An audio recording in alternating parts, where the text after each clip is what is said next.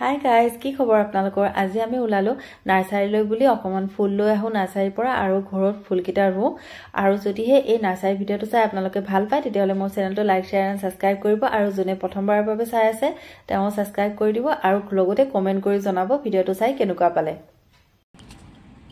এতিয়া আমি নাৰ্সাৰী আহি পালো আৰু নাৰ্সাৰীৰ ভিতৰলৈ গৈ চাম কি কিনো ফুল ইয়াতে আছে। এয়া চাওক নাৰ্সাৰীখন ইমান ধুনীয়া ফুল আছে।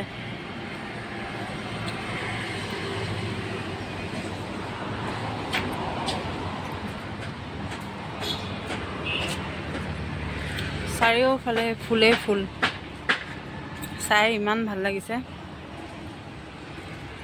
এইফালে অফিচ আৰু মই কেইটা বজাৰ পৰা কেইটা বজালৈ ফুলে মই আপোনালোকক দেখাই দিম আৰু ঠাইখিনিও কম। আপোনালোকেও আহি ইয়াতে ফুল ল'ব পাৰিব দেই। চাওকচোন সৰু সৰু ফুলবিলাক ইমান ধুনীয়া লগাকৈ আছে। চাওক পুৰা, আৰু এইফালেও ইনডোৰ প্লান্ট।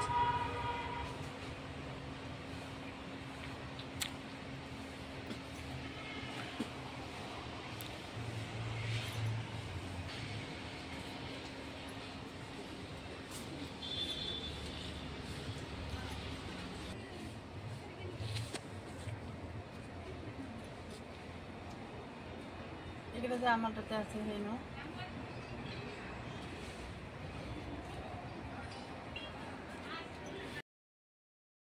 বলক তেতিয়াহ'লে মই দাদাজনক সুধো ইয়াতে কেইটা বজাৰ পৰা কেইটা বজালৈকে খোলা থাকে। সুধি কিনে মই আপোনালোকক জনাই আছো।